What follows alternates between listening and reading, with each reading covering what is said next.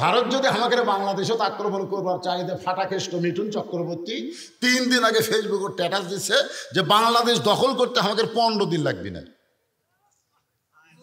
তো এখন একটা নায়ক হয়ে যদি আমাকে বাংলাদেশের ব্যাপারে কথা বলে 15 দিন লাগবে না, তো আমরা কি কমো?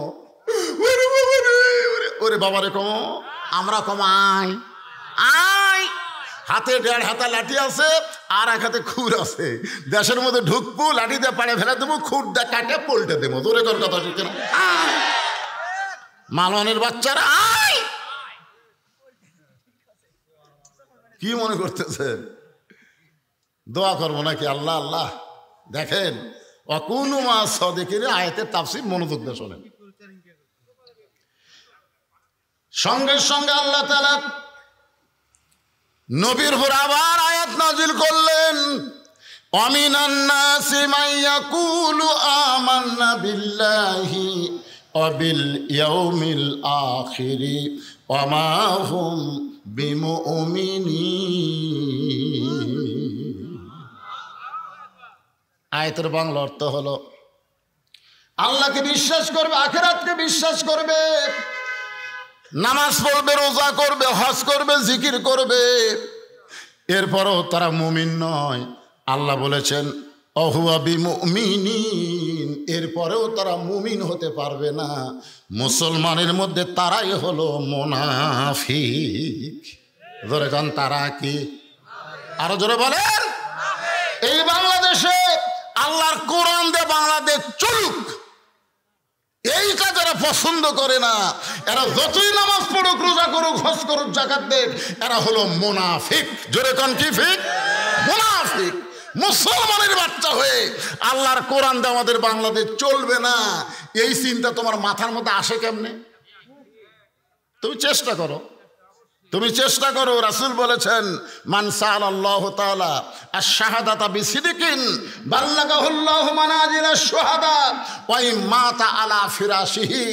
বাংলাদেশে আল্লাহর কোরআনের বিজয় হবে। এই কোরআনের পক্ষে যারা ইসলামে আন্দোলন করবে, মনে মনে যদি নিয়ত করে দরকার হলে বাতিলের বিরুদ্ধে লড়াই করে শাহাদাতের পিয়ালা পান করব, আল্লাহ রাসূল বলতেছেন ওয়া ইমাতা আলা ফিরাশিহি, সে যদি নিজের বিছানায় মৃত্যুবরণ করে বাল্লাগাহুল্লাহু মানাজিলাশ শুহাদা, হাসরের ময়দানে আল্লাহ তাকে শহীদদের কাতারে দাঁড় করায়া দিবে। তাহলে চেষ্টা করার দরকার আছে না নাই? হ্যাঁ, আমরা চেষ্টা করব ইনশাআল্লাহ। আল্লাহ ডাক দিলেন, ইয়া আইয়ুহাল্লাযীনা আমানু, যারা আমাকে বিশ্বাস স্থাপন করেছো, আত্তাকুল্লাহ, তোমাদের মধ্যে যদি আল্লাহর ভয়টা সবসময় রাখতে চাও, আল্লাহর ভয় রাখতে গেলে মানুষের আইন দেওয়া হবে না, মানুষের তৈরি আইন দিয়ে আল্লাহর ভয় সবসময় থাকবে না, মাঝে মধ্যে থাকবে। কি কন? আসলে নামাজ পড়ছেন আপনি আল্লাহর ভয়ে, এখন জমির ধান দেখবার যায়, দেখতেছেন ওপর জমির পানি চলমল করতেছে, নিচে আমার জমির পানি নাই, তখন কিন্তু মানুষের ভয়, আল্লাহর ভয় আর নাই, তখন মানুষের ভয় কেউ নাই। মসজিদে করলো কার ভয়? কার ভয় নামাজ পড়ছে? কথা কন দেখেন, কার ভয় পড়ছে? তো বাইরে এসে চারিদিকে তাকায়া কেউ নাই, আস্তে করে বসে বিসমিল্লাহ কয়ে আল কাটছে, বিসমিল্লাহ কয়ে আল কাটে ওই পানিতে হাত ধোছে, দুই আবার দাঁড়ায় চারিদিকে তাকায় বলে আলহামদুলিল্লাহ, কেউ দেখেনি। আপনারা বলেন তো, কেউ দেখেনি, এটা কি আল্লাহর ভয়ে না মানুষের ভয়ে? কেউ দেখেনি। এই যতদিন বাংলাদেশে মানুষের আইন চলবে, ততদিন মানুষের ভয়টা এইরকমই হবে। মসজিদের মধ্যে ঢুকবে আল্লাহর ভয়ে, কিন্তু হাতের জুতা কিন্তু দরজা থুবি না, ওটা আবার হাত উঠলে সামনে কাতারত যাবে। ধরে কোন কথা ঠিক কি না? জিজ্ঞাসা করা হচ্ছে কার ভয়ে? আল্লাহর ভয়ে। তো জুতা কেন? তখন বলতে যে হুজুর চোরের ভয়। আল্লাহর ভয়, চোরের ভয় একই কলিজার মধ্যে যতদিন থাকবে, ততদিন আপনি মুসলমান বলে দাবি করতে পারবেন, কিন্তু মরার সময় মুসলমান হয়ে মরতে পারবেন না। মরার সময় মুসলমান হয়ে মরতে গেলে দুনিয়ার সমস্ত ভয় অন্তর থেকে বের করে শুধুমাত্র আল্লাহর ভয় কলিজার থাকা লাগবে। জোরে কোন কথা ঠিক কি না? এই কারণে বলা হচ্ছে আত্তাকুল্লাহ, আল্লাহর ভয় কলিজার মধ্যে রাখতে গেলে বর্তমানে যে আইন বাংলাদেশে চলতেছে, এই আইনের মধ্যে সন্দেহ আছে, ভুল আছে, ধোঁকা আছে। যে সংবিধান দিয়ে বাংলাদেশ চলতেছে, এই সংবিধানে ভুল আছে, সন্দেহ আছে, ধোঁকা আছে। কিন্তু যেই কোরআনের আপনারা ওয়াজ শুনতেছেন, এই কোরআনের মধ্যে কোনো সন্দেহ, ধোঁকা, ভুল, মাশাআল্লাহ। তাহলে দেশ স্বাধীন হওয়ার পর থেকে আমরা যা দিয়া চলতেছি সবগুলোর মধ্যে কি আছে? ভুল আছে, সন্দেহ আছে, ধোঁকা আছে। কিন্তু যেইটার ওয়াজ আমরা আজকে শুনবার আইছি, এইটার মধ্যে ভুলও নাই, সন্দেহ নাই, ধোঁকাও নেই। এখন আপনারা বলেন যে আমরা কি আজকে খালি শুনবো? টানা টানা করছেন কেন? মানাও লাগবে মানে? সাহস করে বলেন না কেন? আপনি এই মানবো করে যদি আজকে ফজর আগে মরেন, আপনি জান্নাতে যাবেন। আর যখন টাইনিয়া কবেন, 3 আলিফ টানিয়া বলতেছেন মানাও লাগবে, তখন মরে গেলে ফেরেশতা কবে আল্লাহ কি করবো, ই তো টাইনিয়া করছে, আল্লাহ টাইনিয়া জাহান্নামে দিয়া দা। বিশ্বাস নাই আপনাদের? বিশ্বাস নাই? আমরা আপনাদের দোয়ায় গোটা বাংলাদেশ ঘুরতেছি, গোটা বাংলাদেশ আপনাদের দোয়ায় ঘুরতেছি। আগামীতে অবস্থা খারাপ না, আগামীর অবস্থা খুবই ভালো ইনশাআল্লাহ। বুঝতেছেন ভাই? কারণ ভাগ্য গুণে আমরা কে ইউনুস পাইছি রে। আমার ভাই কয় দোয়া ইউনুস, ইউনুস নবীরে খাইল মাছেতে গিলিয়া, ফেরেশতা পাঠাইলেন আল্লাহ ইসমে আজম দিয়া, দমে দমে সে হরদম পড়ে সে ইসমে আজম, মাছেরই উদর হইতে বাঁচাইলা প্রাণ। সবাই বলেন আল্লাহু আল্লাহু, তুমি জানলে জালালুহু, শেষ করা তো যাই না গে তোমার গুণগান। আমাদের বাংলাদেশের মতন 96 দেশের খলিফা হযরত ওমর আত্তাকুল্লাহ, আল্লাহর ভয়কে নিজের চোখে দেখার জন্যে ছদ্মবেশে মদিনার অলি গলি ঘুরতেছেন। হঠাৎ হযরত ওমর দেখতে পায় 2 পাহাড়ের মাঝখানে একটা গিরিপথ। জোরে বলেন কি পথ? একটা গিরিপথ। যারা হজ করতে গেছেন, এখন আর বর্তমানে মক্কা মদিনায় গিরিপথ নাই, অনেক পাহাড়ের ভেতর দিয়ে এখন রাস্তা হয়ে গেছে। আগে ছিল 2 পাহাড়, 2 দিকে মাঝখানে একটা রাস্তা। এ রাস্তার নাম হলো গিরিপথ, ভয়ঙ্কর রাস্তা। বাংলাদেশের মতন 96 দেশের খলিফা হযরত ওমর আত্তাকুল্লাহ, আল্লাহর ভয় নিজের চোখে দেখার জন্য ছদ্মবেশে ঘুরতে ঘুরতে দেখে একটা সুন্দরী মেয়ে ধীর গতিতে হেঁটে হেঁটে আসতেছে। একটা অতীব সুন্দরী মেয়ে ধীর গতিতে হেঁটে হেঁটে আসতেছে। মেয়েটার সামনেও কোনো মানুষ নাই, পিছনেও কোনো মানুষ নাই। ওমর ফারুক আসমানের দিকে তাকাই বললেন আলহামদুলিল্লাহ। কোন দিকে? কে আছে? আরো জোরে কন। এটা কি মাস? এটা আরবিতে কোন মাস? অনেকে বলে না যে আল্লাহ সব জায়গাতে আছে। আল্লাহ বলে সব জায়গায় থাকে, তাহলে রাসূল কোথায় গেছিল মেরাজ করবার? কথা কন না কেন? অনেকে কিন্তু বলে যে আমরা আছি যেখানে আল্লাহ আছে সেখানে। আর আমাকে এলাকার এক ভণ্ড কয় যত কাল্লা তত আল্লাহ। ইমানকে পরিষ্কার করা লাগবে। ইয়া আইয়ুহাল্লাযীনা আমানু, আগে আল্লাহ ইমানদারকে লক্ষ্য করে ডাক দিয়েছেন। আমরা বলবো আমরা আছি যেখানে আল্লাহর পাওয়ার সেখানে আছে না নাই? আল্লাহর চোখ আছে সেখানে, আল্লাহর কান আছে সেখানে। আপনি ফিস ফিস করে কথা বলেন, আল্লাহ শুনতে পায়। এমনকি বলাও লাগবে না, মনের মধ্যে কল্পনা করেন আমার আল্লাহ জানতে পারে। আপনি যেখানেই থাকেন না কেন, আল্লাহর চোখে আপনাকে দেখতে পায়। জোরে কোন কথা ঠিক কিনা?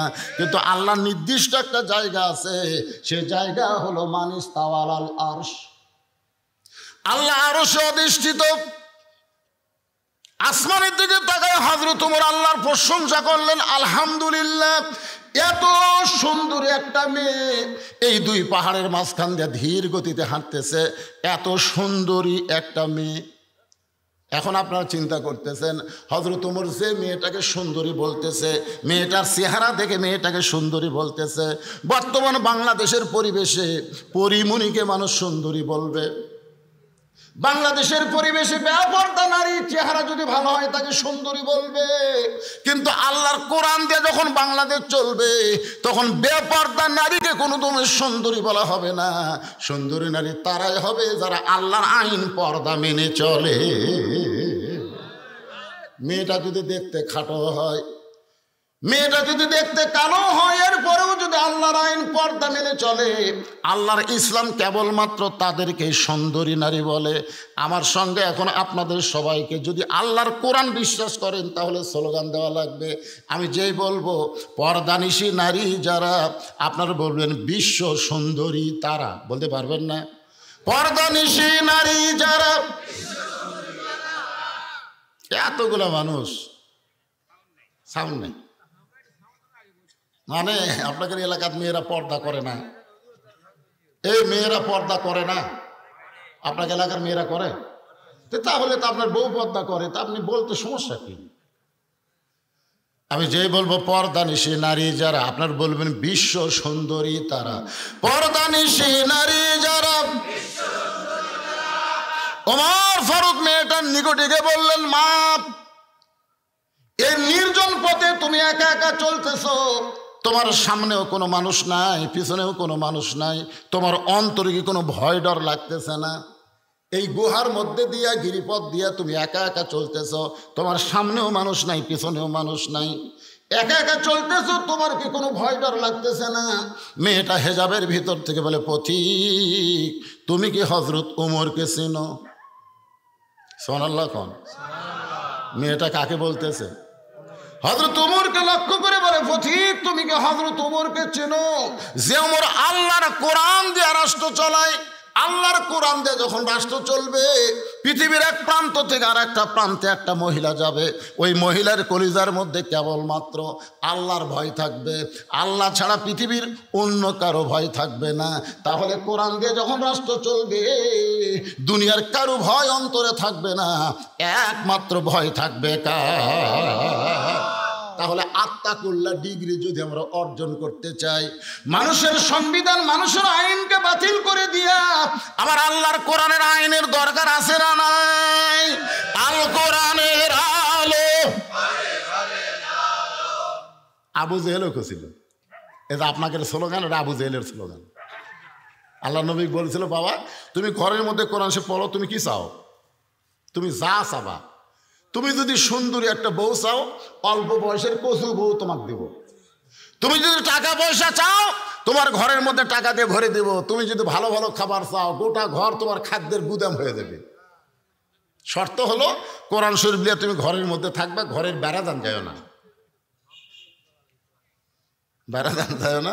নবী বললেন, চাচা যেগুলো আপনারা দিবার চাচ্ছেন সেগুলো তো দূরের কথা, যেটা কোনোদিনও দিবার পারবেন না, আমার ডান হাতে যদি সূর্য দেন আর বাম হাতে যদি চন্দ্র দেন, আল কোরআনের আলো এইটা সব জায়গায় জ্বলাতে হবে। ধরে কোন কথা ঠিক কিনা? তাহলে আবু জেহেলের স্লোগান বাদ দিয়া নবীর স্লোগান ধরেন। আমি যেই বলবো আল কোরআনের আলো, আপনারা বলবেন সব জায়গায় জালো। আল কোরআনের আলো, কোরআন হাদিস যেখানে, দুনিয়ার মুসলমান লিল্লাহে তাকবীর।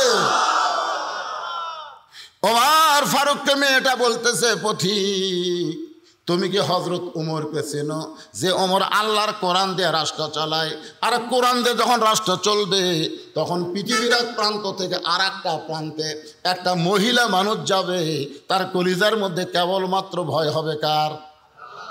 আমার সঙ্গে তাহলে সবাই বলার চেষ্টা করবেন, সেদিন ষোড়শী নির্জন পথে যাবে, কোনো জন কটু কথা কবে না, পথে আর প্রান্তরে সম্পদের মোহে পড়ে খুন আর রাহাজানি হবে না।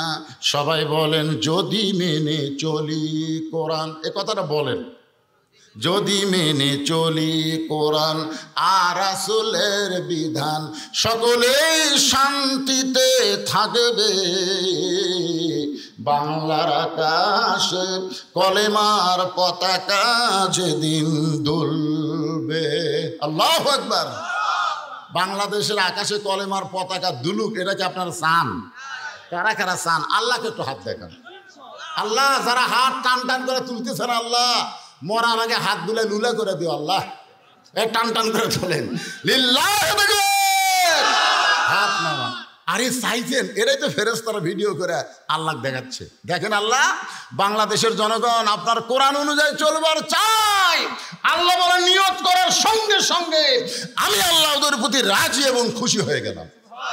দুই হাত তুলে আল্লাহর দেখালেন, অসুবিধা কোন থেকে? বুঝতে পারতেছে না আওয়ামী লীগ, বিএনপি, জাতীয় পার্টি, এরা মনে করতেছে কোরআন দিয়ে যদি বাংলাদেশ চলে তাহলে আমাকে কি হবি রে? আরে পাগলা, কোরআন দিয়ে বাংলাদেশ চললে হিন্দুকেরও লাভ আছে। আমার এলাকার সবগুলা হিন্দু একদিন আমার মাদের সাথে এসে বলছি, তো হুজুর আমরা আপনার দল করব। আমি বললাম কেন? বলে বহু দল দেখা শেষ, আগামীতে দেখবো হিন্দুরা আল্লাহর কোরআনের বাংলাদেশ। দেখছেন, হিন্দুরা বলতেছে। আর আপনার মুসলমানের বাচ্চা হয়ে কথা সাহস পাচ্ছেন না, মনে করতেছেন কোরআন দিয়ে দেশ চললে তো এক নম্বর কাম হবে নামাজ পড়া রে। আমরা তো ফজর নামাজ পড়ি না রে, যে ঠান্ডা, আজান দিলে আমরা আড়াই হাত হই। এখন কোরআন দিয়ে রাষ্ট্র চললে প্রথমেই শর্ত হবে নামাজ কায়েম করা। নামাজ না পড়লে 5 হাত বেড়িয়া নামাজ ধরাবি। জোরে এখন কথা ঠিক কিনা? এইরকম বেয়া নামাজেরা চাচ্ছে কোরআন দিয়ে বাংলাদেশ না চলুক। যারা সুদ খায় তারা করছে আমি একা বসে থেকে যে হারে বাড়তি খাচ্ছি। যেদিন থেকে কোরআন দিয়ে বাংলাদেশ চলবে সেদিন সুদ ভিত্তিক অর্থনীতিকে কবর দিয়া জাকাত ভিত্তিক অর্থনীতি চালু হয়ে যাবে। জোরে করার কথা ঠিক কিনা? এ কোরআন দিয়ে যদি বাংলাদেশ চলে তাহলে শাবনুর পপি পূর্ণিমা এরকম দেখা যাবি না রে। সব মেয়ে মানুষ বোরকার মধ্যে ঢুকবি রে, তখন আমরা দেখবো কাকে? এলা নানা ধরনের চিন্তা, মিন শাররিল ওয়াসওয়াসিল খান্নাস। শয়তান আপনাদের মনের মধ্যে ধোঁকা দিচ্ছে, কোনো ধোঁকা না। আল্লাহর কোরআন আসলে আওয়ামী লীগ, বিএনপি, জামাত, তাবলীগ মসজিদের মধ্যে ঢুকলে যেমন আমরা কাতার সোজা করে দাঁড়াই, বাংলাদেশের সব মুসলমান আমরা ভাই ভাই হয়ে যাব। জোরে করার কথা ঠিক কিনা? আমাদের মধ্যে কোনো বৈষম্য থাকবে না। ওমর ফারুক মেয়েটাকে বলতেছে, মা তোমার কথা শুনে আমি অত্যন্ত খুশি হইলাম, কিন্তু তুমি যে ধীর গতিতে চলতেছ, তোমার চলা দেখে মনে হচ্ছে তুমি একজন দুঃখী নারী।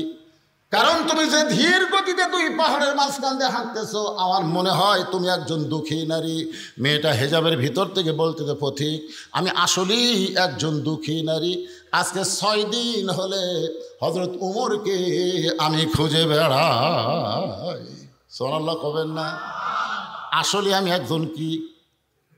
আমি আসলে একজন দুঃখী নারী। আজকে 6 দিন হলে হযরত উমরকে আমি খুঁজে বেড়াই। উমর ফারুক বলতেছে, মা তুমি পাগলি নাকি? উমর হলো অর্ধ পৃথিবীর খলিফা। সে উমরকে খোঁজার জন্যে তুমি 2 পাহাড়ের মাঝখানে কেন খুঁজতেছ? উমরকে যদি পাওয়ার চাও তাহলে সংসদ ভবনে যাও, গণভবনে যাও, বঙ্গভবনে যাও। এইগুলো ভবনে গেলে তুমি উমরকে পাবে। মেয়েটা বলে, পথিক রে তুমি জানো না আল্লাহর কোরআন দিয়ে যেদিন পৃথিবী চলবে সেদিন থেকে নেতা খোঁজা লাগবে না, নেতারাই দুঃখী মানুষকে খুঁজে বেড়াবে। সোনা বলেন, আল্লাহর কোরআন দিয়ে যখন বাংলাদেশ চলবে কোনো এমপি, কোনো মন্ত্রী খোঁজা আপনাদের লাগবে না। সমস্ত এমপি মন্ত্রী আপনাদের কাছে এসে ঘুর ঘুর করবে। জোরে কোন কথা ঠিক কিনা? খালি ভোটের আগে আসে, ভোটের পরে আসে না। গরিবের বন্ধু, সমাজসেবক, জনদরদি এমন সিটারি কথা কয়া ভোট নেয়। আর ভোট নেওয়ার পরে এমপি আর নন্দীগ্রাম নেয়, এমপি ঢাকার বাসায়। জোরে কোন ঠিক কিনা? মাঝে মধ্যে যদি নন্দীগ্রাম আসে কোনো ভোটার, গরিব মানুষ যদি এমপির কাছে যায়, গরিবের বন্ধু, সমাজসেবক, আমার এমপি রে, আমি গরিব ভোট দিছি রে, গরিবের বন্ধু। ওই নন্দীগ্রাম এমপির সাথে দেখা করবে গেছে, স্যামসের অত্যাচারে, স্যামসের অনেক স্যামসে এমপি রেস্টে আছে। ওরে বাবা রে, ভোটের আগে করলো কি আর ভোটের পরে শালা হলো কি রে?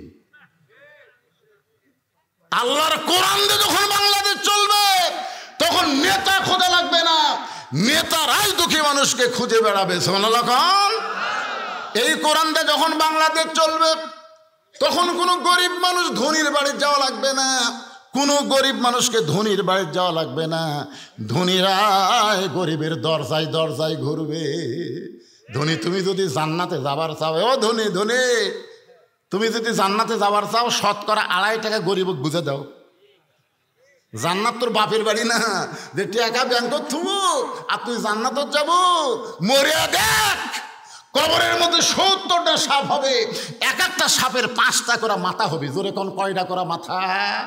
এরকম 5 মাথা লিয়া টেকালার বুকের উপর যখন মারবি না, 40 গজ মাটির তলে যাবি, 40 গজ।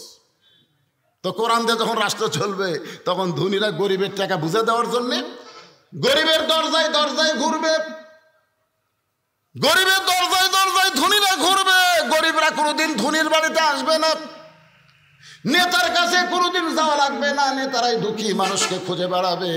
মেয়েটা বলতে তো পথিক, আজকে 6 দিন হলে হযরত ওমরকে খুঁজতেছি, আর 1 দিনের মধ্যে যদি না পাই তাহলে আসল জায়গায় আমি বিচার দিব।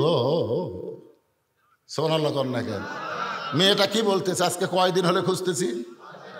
আজকে 6 দিন হলে হযরত ওমরকে খুঁজতেছি, আর 1 দিনের মধ্যে যদি খুঁজে না পায় তাহলে আসল জায়গায় বিচার দিব। ওমর ফারুক ছোট বাচ্চার মতন থরথর করে কাঁপতেছে। থরথর করে কাঁপার কারণ হলো কি জায়গা? আপনারা বলেন তো, হাসিনার এরকম পতন হওয়ার কারণ কি? আমরা জজ কোর্ট, সুপ্রিম কোর্ট, হাইকোর্ট সব জায়গায় কিন্তু বিচার দিচ্ছি, কাম হয়নি। যত খারাপ মানুষ সব জামিন পায়, আর যত ভালো মানুষ সব জেলখানায়। তখন জনগণ দেখলো না, কাম হবি না, আসল জাগাত। সকালবেলা হুমকি মারছে আমার 5 ফিরে, সকালবেলা হাত ভাঙবি, আর তুমি আগা রাত্রে কান্দিছ। এ দেশত কি বিচার নাই? এই দেশ কি মগের মূল্য ঘর নাকি? তুমি চেয়ারম্যানকে বিচার দাও, মেম্বারকে বিচার দাও। তখন স্বামী মুচকি মুচকি হাসে। বউ কলে হাসো কেন? তুই বদরুল রশিদের ওয়াজ শুনিস নি? বউ কয় বদরুল রশিদ আবার কি ওয়াজ করছে?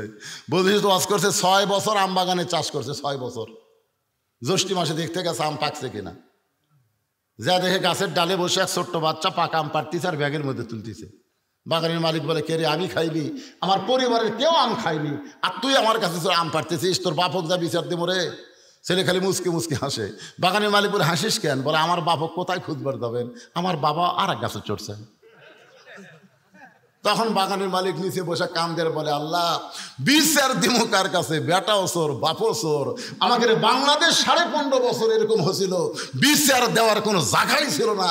ছোট নেতার থেকে বড় নেতা সব শালারাই চোর। জোরে জোরে কথা ঠিক কিনা?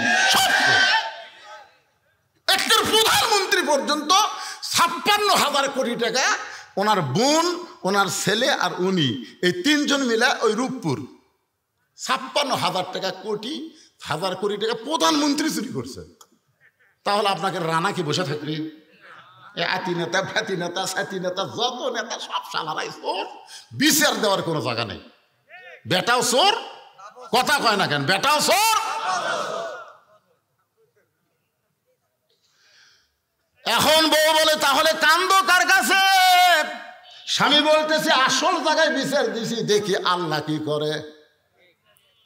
আল্লাহ আল্লাহ আগামীকাল সকাল 10টায়, আল্লাহ আমি একটা নিরপরাধ মানুষ, আল্লাহ আমার কোনো অপরাধ নাই, আমার হাত পা ভাঙবে আল্লাহ। আল্লাহ কয়, ঠিক আছে, তোর ভাঙ্গার আগে আর ভাঙ্গি। এখন আল্লাহ পারে কি পারে না? কথা কর না কেন? আর বউ দুপুরবেলা প্যান্ট শার্ট পরিষ্কার করছে, টাইলসালা গোসলখানা প্যান্ট শার্ট পরিষ্কার করছে, কিন্তু সাবানের ফ্যানটা পানি দিয়ে যে ধুয়ে দেওয়া লাগবে ওটার মনে নাই। যে মেয়ে মানুষ সবসময় স্টার জলসা দিয়ে বাংলা দেখে, এরা কিন্তু তরকারিও মাঝে মধ্যে পড়ে। জোরে কোন কথা ঠিক কিনা? হ্যাঁ, সবসময় ওই চিনতে। রাত্রে দেখা হয়নি, দিনত দেখবো, কখন আবার একই নাটক বারবার ফেরত দেয়। ই আবার কয়, আপনি কেমনি জানেন? মৌলবীরা জানে না এমন করে কথা আছে কেন বাংলা? আরে আমার এলাকাতে আমি কি শহরত আসমানত থাকি না গ্রামত থাকি? লিজিয়ে দেখছি এক মানুষ, এই সব পুরো শেষ হলো রে, মানে পুরা গন্ধ বার হয়ে গেছে। ওই গ্যাসের চুলার উপরে তরকারি তুলে দিয়ে ওই নাটক দেখবার গেছে। এখন নাটক দেখবার যে তরকারি তুলে দিয়েছিল মনেই নেই। একে তরকারি পুড়িয়ে পাইলে পুড়ে, আপনি বলেন তো তরকারি আর পাল্লা পুড়লে কয় বাড়ি পর্যন্ত যায়? দৌড়ে এসে দেখে কে রে কি হলো, ও যে স্টার জলসা দেখবার যাইতো তামসারা। তা এখন প্যান্ট শার্ট পরিষ্কার করছে, সাবানের ফ্যানটা পরিষ্কার করেনি। এক সময় ওই ফ্যানটা শুকা টাইলসের ওপর লেলপা হয়ে আছে। লেলপা বোঝেন? রাত 9টার সময় যে বেটা হুমকি দিস আগামীকাল সকাল 10টায় তো সাইজ কর্ম, ওই রাত 9টার সময় পন্সের স্যান্ডেল পাওয়ার দেয়া তলা সমান ওই বাথরুমে পেশাব করবার গেছে, ওর বউ যে লেলপা করে তো তুই কি জানে, ওই পন্সের স্যান্ডেল পাওয়ার দেয় লেলপার উপর কেবল 2 পাও দিছে একবারে। আপনারা মনে করেন একবারে যদি 2 পাও যায় কোনো ব্রেক ধরার বুদ্ধি আছে? ঠাস করে পড়েছে, ও মারে বাবারে কই চিল্লা উঠছে। বউ দৌড়ায় সে থেকে স্বামী বেহুশে আছে, চোখে মুখে পানি দিয়েছে, চেতন পায় কয় আমার মাছ আ গেছে। মোবাইল করেছে শহীদ জিয়া মেডিকেল কলেজের অ্যাম্বুলেন্সে। অ্যাম্বুলেন্সে 11টার সময় প্যাঁপো প্যাঁপো করে গ্রামের মধ্যে ঢুকছে। স্বামী বলতেছে আমার গ্রামে কে অসুস্থ হলো, আমি একটু বাইরে যাই। বউ বলতেছে তোমার কি মনে নাই তোমার হাত পাও ভাঙবি? সেটা তো সকাল 10টায় রে, এখন বাজে রাত 11টা। আমার গ্রামের কোন বাড়িতে অ্যাম্বুলেন্স আসতেছে একটু দেখা লাগবে না? ওই বার হইয়া দেখে যাই হুমকি মারছে ওরই দরকার। আস্তে আস্তে যায় দেখে তক্তা যেরকম বার করে তক্তা ওই রকম শান করে বার করে অ্যাম্বুলেন্সের এক দিক দিয়ে ঢুকে দিচ্ছে। ওই জানলার যা বলতে থেকে ভাই সকাল 10টা বাজতে অনেক বাকি ভাই, 41 সালের বহু বাকি ভাই, 24 সালের খবর কি?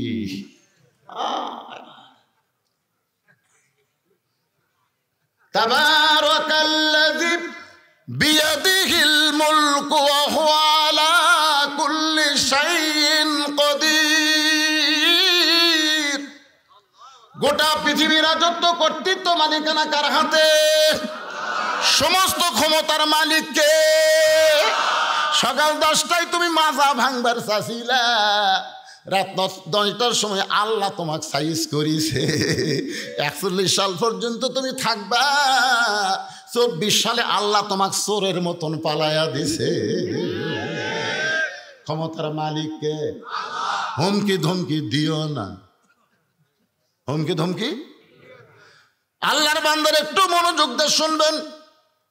মেয়েটা বলতেছে 6 দিন হলে হযরত ওমরকে খুঁজতেছি, আর 1-8 দিনের মধ্যে যদি ওমরকে না পাই তাহলে আমি আসল জায়গায় বিচার দিব। সঙ্গে সঙ্গে হযরত ওমর ছোট বাচ্চার মতন কান্দের বলে মা তুমি যেই ওমরকে খুঁজতেছ আমি হইলাম সেই ওমর। তুমি যেই ওমরকে খুঁজতেছ আমি হলাম সেই ওমর। মেয়েটা হেজাবের ভিতর থেকে ফোঁপায় ফোঁপায় কান্দের বলে আমির আল মুমিনিন আপনি যদি সেই ওমর হন তাহলে চোরের মতন একা একা কেন ঘুরতেছেন? আপনার কি কোনো চান্স নাই? বাংলাদেশের মতন 96টা দেশের খলিফা, জোরে কোন কয়টা? একা একা চোরের মতন ঘুরতেছেন, আপনার কি কোনো চামচা নাই? ওমর ফারুক চোখের পানি বের করে বলে মা চামচা পালার পশা পাবো কোথায়? আপনার দেখবেন যে নেতার পিছনে যত চামচা থাকে ওই নেতা দেশের সম্পদ তত মারে, কারণ দেশের সম্পদ না মারলে চামচা পালা যাবে না। চামচা পালবার গেলে তাদেরকে হুন্ডার তেলের টাকা নাস্তার টাকা দেওয়া লাগবে, এগুলোর টাকা কিন্তু গরিবের হক মারা দেওয়া ধরে কোন কথা ঠিক না? লেখা আছে কাটে 10 কেজি, এখন বালতিত করে মেপে দেয়। দাঁড়ি পল্লা নাই তো, দাঁড়ি পল্লা বাতিল করে দিয়েছে সংসদ ইয়ার থেকে, হাইকোর্ট থেকে দাঁড়ি পল্লা বাতিল। দাঁড়ি পল্লা কি এখন বালতির দাগ দিছে, ওই দাগ পর্যন্ত চাউল দেয়, মাপা হয় 8 সের। কে রে লেখা আছে 10 কেজি হলো 8 সের। সাহস করে একটু চেয়ারম্যানের কাছে যায়, একটু লোক মা দিছে চেয়ারম্যান সাহেব কার্ডে লেখা আছে 10 কেজি আর আপনি দিলেন 8 সের। তখন চেয়ারম্যান চৌকিদারকে বলছে নাম কাটে দে, নাম কাটে দে। জোর হাত করে বলতেছে যা দিচ্ছেন দেন, আর জীবনেও লোক মা দেবো না। চেয়ারম্যান কয় পাগলা তো 2 কেজি না মানলে আমি চামচা পালমো কি দিয়ে রে?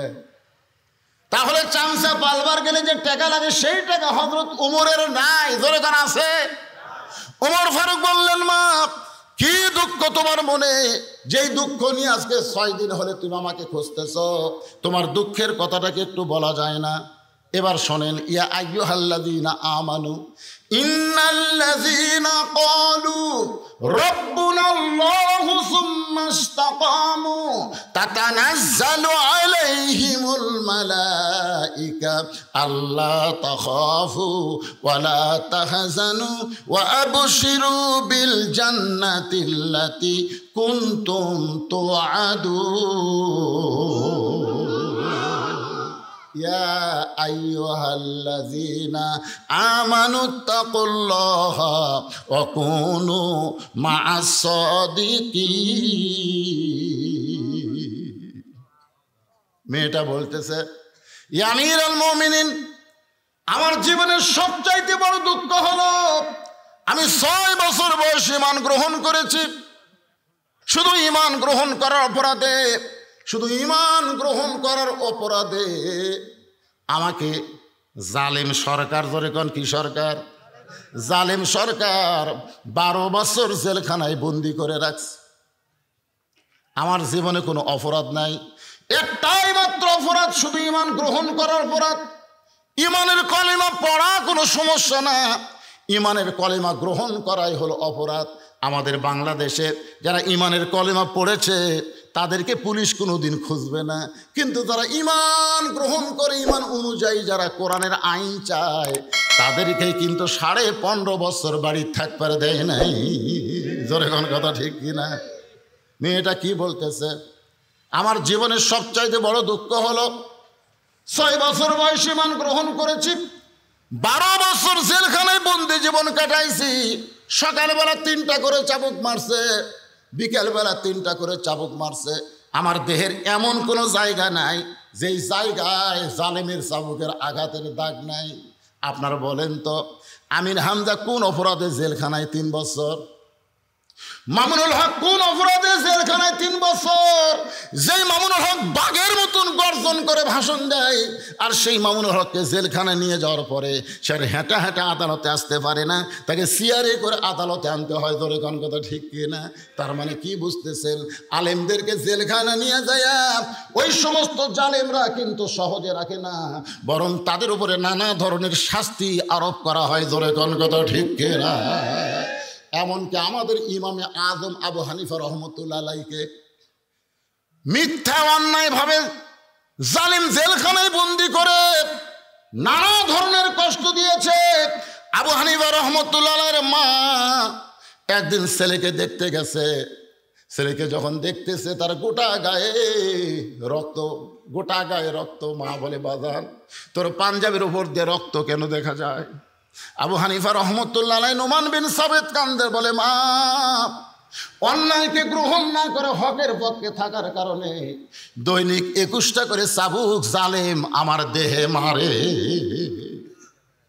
আমরা যেই মাযহাবকে মানি, চিন্তা করেন, আমাদের মাযহাবের ইমাম বাতিলের সঙ্গে আপোষ না করে দৈনিক 21টা করে চাবুক খায়, শেষে তাকে বিষ পান করে যদি হত্যা করা হয়, আর আমরা সেই মাযহাব মানবো আর অন্যায়ের সঙ্গে আপোষ করব, হকের পক্ষে থাকবো না। এই মাযহাব মানা দিয়ে আপনি কিন্তু জান্নাতে যাবার পারবেন না। ইমামকে অনুসরণ করা লাগবে। ধরে কোন কথা ঠিক কিনা?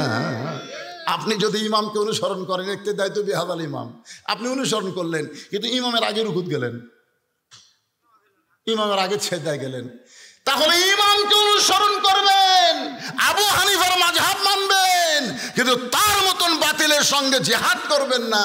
তাহলে তো আপনার হলো না। কথা কন না কেন? বারে মন খারাপ করতেছেন আপনারা?